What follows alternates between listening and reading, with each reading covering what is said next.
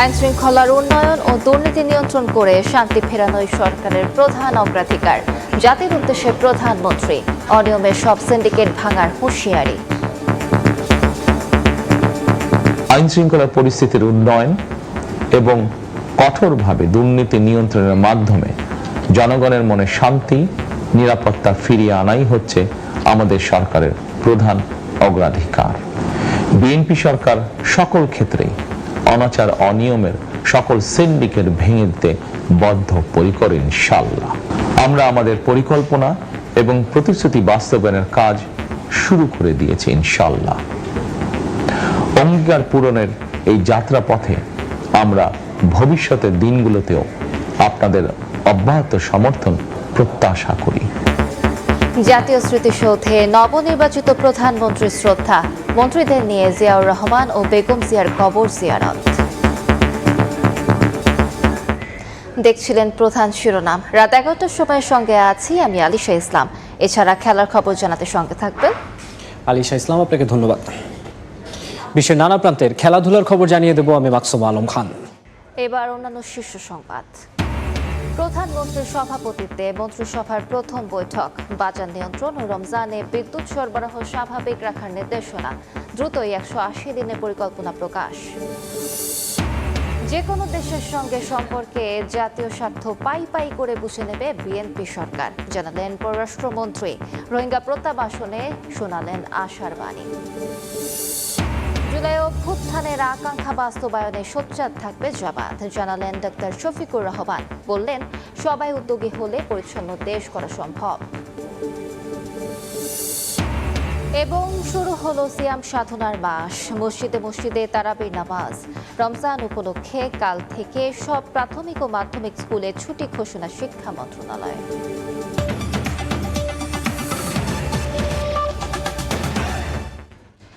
আইন শৃঙ্খলা পরিস্থিতির উন্নয়ন এবং কঠোরভাবে দুর্নীতি নিয়ন্ত্রণের মাধ্যমে জনগণের মনে শান্তি ও নিরাপত্তা ফিরিয়ে আনাই সরকারের প্রধান অগ্রাধিকার। বিএনপি সরকার সব ক্ষেত্রেই অনাচার অনিয়মের সিন্ডিকেটে ভেঙে দিতে বদ্ধপরিকর। জাতির উদ্দেশ্যে দেয়া ভাষণে কথা বলেন প্রধানমন্ত্রী তারেক রহমান। রমজানের শুভেচ্ছা জানিয়ে প্রধানমন্ত্রী বলেন, সংযমের এই মাসে দ্রব্যমূল্য যাতে মানুষের নাগালের বাইরে না যায় সেজন্য ব্যবসায়ীদের সতর্ক থাকতে হবে। ফ্যাসিবাদের সময়কালে দুর্নীতি দুঃশাসনে পর্যুদস্ত একটি ভঙ্গুর অর্থনীতি, দুর্বল শাসন কাঠামো আর অবনতিশীল আইন শৃঙ্খলা পরিস্থিতির মধ্য দিয়ে নতুন সরকার যাত্রা শুরু করেছে। আইন শৃঙ্খলা পরিস্থিতির উন্নয়ন এবং কঠোরভাবে দুর্নীতি নিয়ন্ত্রণের মাধ্যমে জনগণের মনে শান্তি নিরাপত্তা ফিরিয়ে আনাই হচ্ছে আমাদের সরকারের প্রধান অগ্রাধিকার। দেশের প্রতিটি সাংবিধানিক এবং সরকারি বেসরকারি প্রতিষ্ঠান চলবে বিধিবদ্ধ নীতি নিয়মে। দলীয় কিংবা রাজনৈতিক প্রভাব প্রতিপত্তি অথবা জোর জবরদস্তি নয়। আইনের শাসনই হবে রাষ্ট্র পরিচালনার শেষ কথা। আগামীকাল থেকে সারা দেশে শুরু হতে যাচ্ছে পবিত্র মাহে রমাদান। আমি দেশবাসীকে পবিত্র মাহে রমাদানের শুভেচ্ছা জানাই। রমাদান আত্মশুদ্ধির মাস। আমরা যদি আত্মশুদ্ধি শব্দটির মর্মার্থ উপলব্ধি করি তাহলে এই মাসে মানুষের ভোগান্তি বাড়ার কথা নয়। যদিও আমাদের অনেকের মধ্যেই এই মাসটিকে ঘিরে ব্যবসায় অধিক মুনাফা লাভের প্রবণতা লক্ষণীয়। বিএনপি সরকার সকল ক্ষেত্রেই অনাচার অনিয়মের সকল সিন্ডিকেট ভেঙে দিতে বদ্ধপরিকর ইনশাআল্লাহ। পবিত্র রমাদান মাসে রোজাদারগণ বিশেষ করে ইফতার তারাবি সেহরি এই সময়গুলোতে নিরবিচ্ছিন্নভাবে গ্যাস পানি ও বিদ্যুৎ সরবরাহ পেতে চান। অফিস আদালতে বিনা প্রয়োজনে কিংবা প্রয়োজনের অতিরিক্ত গ্যাস বিদ্যুৎ পানি খরচের ব্যাপারে সচেতনতা অবলম্বন করাও ইবাদতেরই অংশ বলেই আমি মনে করি। দেশের কোটি কোটি শিক্ষার্থী এবং তরুণ যুবশক্তির উদ্দেশ্যে বলতে চাই, মেধায় জ্ঞানে বিজ্ঞানে নিজেদেরকে যোগ্য করে গড়ে তোলার জন্য যত রকমের সহযোগিতা দেওয়া যায় সব রকমের সহযোগিতা দিতে বর্তমান সরকার প্রস্তুত। কর্মসংস্থান এবং কর্মপরিবেশ নিশ্চিত করার সুনির্দিষ্ট অঙ্গীকার নিয়ে বর্তমান সরকার যাত্রা শুরু করেছে। আমরা আমাদের পরিকল্পনা এবং প্রতিশ্রুতি বাস্তবায়নের কাজ শুরু করে দিয়েছি ইনশাআল্লাহ। অঙ্গীকার পূরণের এই যাত্রা পথে আমরা ভবিষ্যতের দিনগুলোতেও আপনাদের অব্যাহত সমর্থন প্রত্যাশা করি।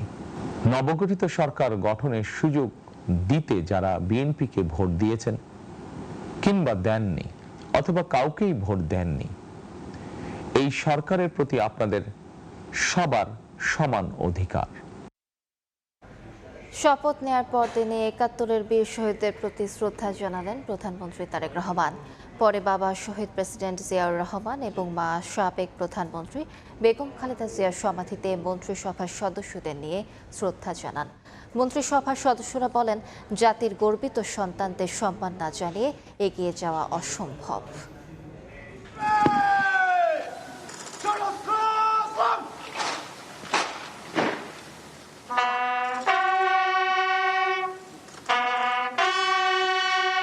মহান মুক্তিযুদ্ধের বীর শহীদদের স্মরণে জাতীয় স্মৃতিসৌধে নবনির্বাচিত প্রধানমন্ত্রী তারেক রহমান বিগলের সুরে ৭১-এর বীর শহীদদের স্মরণ করেন তিনি।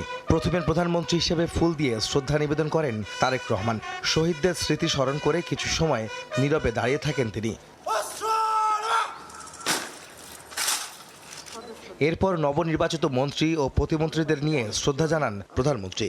মন্ত্রিপরিষদের পরে ৩ বাহিনী প্রধান ও সশস্ত্র বাহিনীর ঊর্ধ্বতন কর্মকর্তাদের সঙ্গে কুশল বিনিময় করেন তারেক রহমান। পরে স্মৃতিসৌধে পরিদর্শন বইতে অভিমত ব্যক্ত করে স্বাক্ষর করেন প্রধানমন্ত্রী। এরপরে রেওয়াজ অনুযায়ী জাতীয় স্মৃতিসৌধ প্রাঙ্গণে একটি গাছের চারা রোপণ করেন তিনি। শ্রদ্ধা নিবেদনের পর মন্ত্রিসভার সদস্যরা বলেন, জাতির গর্বিত সন্তানদের সম্মান না জানিয়ে এগিয়ে যাওয়া অসম্ভব। যাদের জীবনের বিনিময়ে দেশে জন্ম হয়েছে তাদের প্রতি প্রথম শ্রদ্ধাবোধ থাকতে হবে তো। এবং আমরা মনে করি যে দেশের মানুষের দেশপ্রেম থাকবে না এবং জাতির গর্বিত সন্তানদের সম্মান জানাতে পারবেন না, তো সেই দেশটা সামনে এগিয়ে যাওয়ার কোনো সুযোগ নেই। মহান মুক্তিযুদ্ধ হলো বাংলাদেশের স্থাপনার উৎস। মহান মুক্তিযুদ্ধকে সঠিক সম্মান না দিয়ে আমরা বাংলাদেশের জন্য কাজ করতে সক্ষম হব না। এরপর বেলা ১২টায় সাভার থেকে রাজধানীর শেরেবাংলা নগরে আসেন প্রধানমন্ত্রী তারেক রহমান। বাবা শহীদ রাষ্ট্রপতি জিয়াউর রহমান ও মা সাবেক প্রধানমন্ত্রী বেগম খালেদা জিয়ার কবর জিয়ারত শ্রদ্ধা নিবেদন করেন ছেলে তারেক রহমান। সঙ্গে ছিলেন মন্ত্রী পরিষদের সদস্যরাও। নতুন মন্ত্রী প্রতিমন্ত্রীরা বলেন, রাষ্ট্র পরিচালনায় দুর্নীতি দমন করে আইনের শাসন প্রতিষ্ঠায় কাজ করবেন তারা। একটা দেশপ্রেমিক সরকার যেভাবে করা দরকার, সবকিছুর ঊর্ধ্বে একটা দুর্নীতিমুক্ত প্রশাসন। যেখানে যেখানে দুর্নীতি যেভাবে আছে সেটা পর্যায়ক্রমে চিহ্নিত করে সেই পথরুদ্ধ করা হবে, দুর্নীতিমুক্ত বাংলাদেশ করতে হবে। জুলাই আগস্টের গণ অভ্যুত্থান, যে হাজারো শহীদ, তাদের যে আকাঙ্ক্ষা, এই আকাঙ্ক্ষা পূরণ করাটাই কিন্তু এই সরকারের, এই সংসদের প্রধান দায়। শান্তিপূর্ণ দেশ গড়তে সবাইকে সহযোগিতার আহ্বানও জানান নতুন মন্ত্রীরা। আহমেদ সালেহীন, সময় সংবাদ, ঢাকা। দ্রব্যমূল্য নিয়ন্ত্রণ, রোজায় বিদ্যুৎ সরবরাহ স্বাভাবিক এবং আইন শৃঙ্খলা পরিস্থিতির উন্নয়নে কাজ করতে মন্ত্রী প্রতিমন্ত্রীদের নির্দেশ দিয়েছেন প্রধানমন্ত্রী তারেক রহমান। বিকেলে নতুন মন্ত্রিসভার প্রথম বৈঠকে নির্দেশ দেন তিনি। বৈঠক শেষে বেরিয়ে মন্ত্রী প্রতিমন্ত্রীরা জানান, ১৮০ দিনের কর্মপরিকল্পনা ঘোষণা করতে যাচ্ছে সরকার। প্রধানমন্ত্রীর দায়িত্ব পেয়ে প্রথম দিন সচিবালয়ে অফিস করলেন তারেক রহমান। দুপুর ১২টার পর তিনি সচিবালয়ে প্রবেশ করেন। শুরুতেই নবগঠিত মন্ত্রী পরিষদের মন্ত্রী প্রতিমন্ত্রীদের সঙ্গে কুশল বিনিময় করেন। বিকেল ৪টার কিছু আগে প্রধানমন্ত্রীর সভাপতিত্বে শুরু হয় নতুন মন্ত্রিসভার প্রথম বৈঠক। এতে অংশ নেন সব মন্ত্রণালয়ের মন্ত্রী প্রতিমন্ত্রীরা। বৈঠকে মন্ত্রণালয় ভিত্তিক দিক নির্দেশনা দেন তারেক রহমান। জোর দেন রোজায় দ্রব্যমূল্য নিয়ন্ত্রণ, বিদ্যুৎ সরবরাহ স্বাভাবিক রাখার বিষয়ে। আগামী ঈদে স্বস্তিতে বাড়ি ফেরার ব্যবস্থা করারও পরামর্শ দেন প্রধানমন্ত্রী। রমজান উপলক্ষে দ্রব্যমূল্যের মূল্যকে নিয়ন্ত্রণে রাখা, আইন শৃঙ্খলা পরিস্থিতিকে মানুষের সহযোগিতা রাখা এবং বিদ্যুতের সরবরাহটাকে স্বাভাবিক রাখা। জনগণের যে ম্যান্ডেট আমরা পেয়েছি, বাংলাদেশের জনগণের জন্য আমরা কিভাবে প্রত্যেকটা মন্ত্রণালয় কাজ করবে সুন্দরভাবে, সেটাই মূল ওনার বক্তব্য ছিল। আমরা স্ব মন্ত্রণালয়ের যারা দায়িত্বে আছি তারা যেন যে কোনো ধরনের প্রভাব এবং স্বজনপ্রীতি ঊর্ধ্বে থেকে কাজ করি এবং বিশেষ করে দুর্নীতির প্রশ্নে যেন আমাদের একটা শক্ত অবস্থান থাকে। মন্ত্রীরা জানান শিগগিরই 180 দিনের কর্মসূচি ঘোষণা করতে অগ্রাধিকার ভিত্তিতে কাজ প্রস্তুত করার নির্দেশ দিয়েছেন প্রধানমন্ত্রী। 180 ডেজের একটা প্রায়োরিটি নির্ধারণ করেছে। কি কার কি অ্যাফিলিয়েশন আছে সেটা আমরা দেখব না, আমরা মেরিট ভিত্তিতে সবাইকে যাচাই করব। আমরা যে প্রতিশ্রুতি জনগণকে দিয়েছি সেই প্রতিশ্রুতি যেন বাস্তবায়ন করতে পারি আমাদের প্রধানমন্ত্রী তারেক রহমানের। আলাদা বৈঠক করেন সচিবদের সঙ্গেও অতীতের খারাপ সব অভিজ্ঞতা ভুলে নতুন উদ্যমে কাজ করার নির্দেশ দেন। যোগ্যতার ভিত্তিতে মূল্যায়ন করার কথাও বলেন প্রধানমন্ত্রী। সকল সচিবরা যেন পেশাদারিত্বের সাথে এবং মেধাকে কাজে লাগে জনস্বার্থে দেশের জন্য ভালো কাজ করে। আমরা আপনাদের সহযোগিতা চাই। প্রথম দিন 7 ঘন্টার বেশি সময় অতিবাহিত করে সচিবালয় ত্যাগ করেন প্রধানমন্ত্রী তারেক রহমান। দিনভর কর্মব্যস্ততার মধ্য দিয়ে প্রথম দিন শেষ করলেন প্রধানমন্ত্রী তারেক রহমান। সচিবালয়ে তিনি কুশল বিনিময় করলেন, পাশাপাশি বিভিন্ন মন্ত্রণালয়কে দিক নির্দেশনা দিলেন 180 দিনের কর্মপরিকল্পনা করতেও। সারাদিন পর সন্ধ্যা নাগাদ তিনি সচিবালয় ত্যাগ করলেন। সানবীর রূপল, সময় সংবাদ, ঢাকা। জুলাই অভ্যুত্থানের আকাঙ্ক্ষা বাস্তবায়নে জামাত সোচ্চার থাকবে বলে জানিয়েছেন দলটির আমির এবং প্রধান বিরোধী দলীয় নেতা ডক্টর শফিকুর রহমান। মিরপুরে পরিচ্ছন্নতা কর্মসূচিতে অংশ নিয়ে জামাত আমির বলেন, সবাই উদ্যোগী হলে পরিচ্ছন্ন দেশ করা সম্ভব।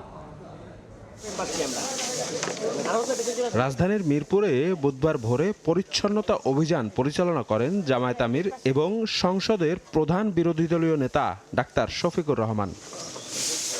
মুখে মাস্ক ও হাতে গ্লাভস পরে পরিষ্কার শুরু করেন ছোট গলি ও নালার আবর্জনা। এমন অভিযানের ধারাবাহিকতা রক্ষা করা হবে জানিয়ে শফিকুর রহমান দেশের সকল নাগরিকদের নিজ নিজ বাড়ির আঙিনা পরিষ্কার রাখার আহ্বান জানান।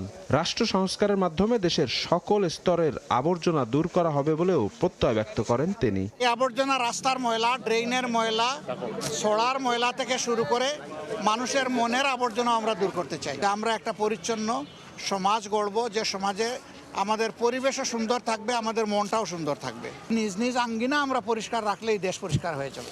সরকার দলের দৃষ্টি আকর্ষণ করে তিনি আরও বলেন, যে জুলাইয়ের কারণে গণতান্ত্রিক ধারায় ফিরেছে দেশ, সেই জুলাইয়ের চেতনা বাস্তবায়নে সকলকে সংসদে ভূমিকা রাখা প্রয়োজন।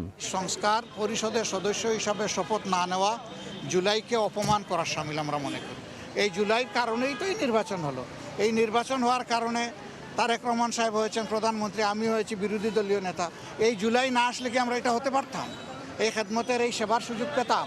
তাহলে জুলাইকে আমাদের অবশ্যই স্বীকৃতি দিতে হবে, সম্মান করতে হবে এবং জুলাইয়ের আকাঙ্ক্ষার ভিত্তিতে যে সমস্ত সংস্কার প্রস্তাব সামনে এসেছে এই সবগুলা বাস্তবায়ন করা হবে এই সংসদের পবিত্র দায়িত্ব। অভ্যুত্থানের আকাঙ্ক্ষা বাস্তবায়নে জামায়াত সোচ্চার থাকবে বলেও মন্তব্য করেন শফিকুর রহমান। আমরা জনগণের হয়ে সেখানে কথা বলবো, আমরা কিন্তু ছেড়ে দেব না। শফিক মুন্সি, সময় সংবাদ, ঢাকা। পবিত্র রমজানের চাঁদ দেখার মধ্য দিয়ে শুরু হলো সিয়াম সাধনার মাস। সন্ধ্যায় বায়তুল মোকাররম জাতীয় মসজিদে জাতীয় চাঁদ দেখা কমিটির বৈঠক শেষে পবিত্র রমজানের চাঁদ দেখার ঘোষণা দেন ধর্মমন্ত্রী কাজী শাহ মোফাজ্জল হোসাইন। বলেন, রোজায় দ্রব্যমূল্য নিয়ে কালোপাচারি করলে কঠোর পদক্ষেপ নেবে সরকার।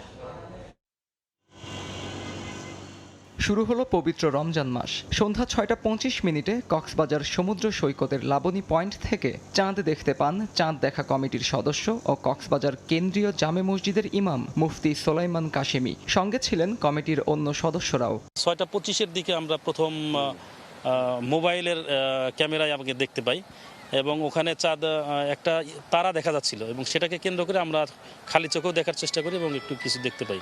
বুধবার সন্ধ্যায় বাইতুল মোকাররমে চাঁদ দেখা কমিটির সভা শেষে চাঁদ দেখা গেছে বলে ঘোষণা দেন ধর্ম বিষয়ক মন্ত্রী কাজী শাহ মোফাজ্জল হোসাইন। বলেন, পবিত্র রমজান মাসকে কেন্দ্র করে দ্রব্যমূল্য নিয়ে কালোবাজারি করলে প্রধানমন্ত্রীর নেতৃত্বে তাদের বিরুদ্ধে নেওয়া হবে কঠিন ব্যবস্থা। আমরা যেন আল্লাহর হুকুম অনুযায়ী দেশটাকে চালাতে পারি। আমার বিশ্বাস আমাদের মাননীয় প্রধানমন্ত্রীর নেতৃত্বে আমরা সেই সমস্ত কালাবাজারের দেশে বঙ্গোপসাগরে ছুড়ে ফেলতে চাই। এদিকে বুধবার প্রথম তারাবির নামাজ আদায় করেন ধর্মপ্রাণ মুসল্লিরা। বছর ঘুরে আবারও তারাবি আদায় করতে পারায় সৃষ্টিকর্তার শুকরিয়া আদায় করেন তারা। সমাজ জীবনে, রাষ্ট্রীয় জীবনে, ব্যক্তিগত জীবনে যত বেশি আত্মশুদ্ধির চেষ্টা করব, তবে আমাদের সমাজটা সুন্দর হবে। রমজান মাসে আমরা সবাই যাতে সুন্দরভাবে ইবাদত করতে পারি, ওইটাই আমাদের ইচ্ছা। রোজা পালনের জন্য তৌফিক দান করছে, যদি সব ঠিকঠাক থাকে যেন আল্লাহ তাআলা কবুল করেন। আত্মশুদ্ধি ও মানবিক মূল্যবোধ জাগ্রত করার এক মহা সুযোগ আসে এই রমজান মাসে। আত্মজ রহমান, সময় সংবাদ, ঢাকা। এবার বাণিজ্য সংবাদ।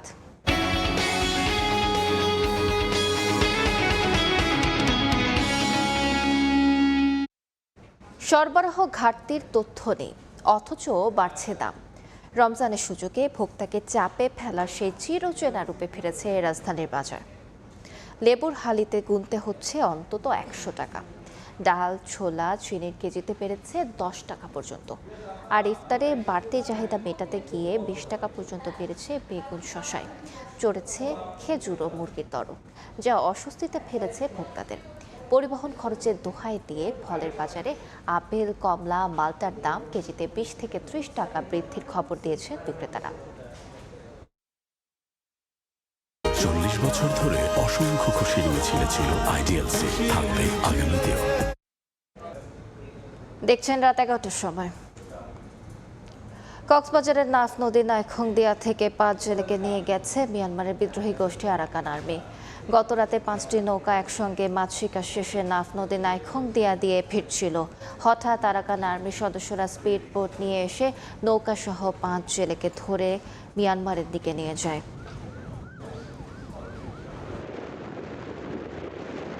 দেখছেন রাত 11টার সময়। দেশের বাইরের খবর। পারমাণবিক ইস্যুতে যুক্তরাষ্ট্র ইরানের আলোচনার ইতিবাচক অগ্রগতি হয়েছে।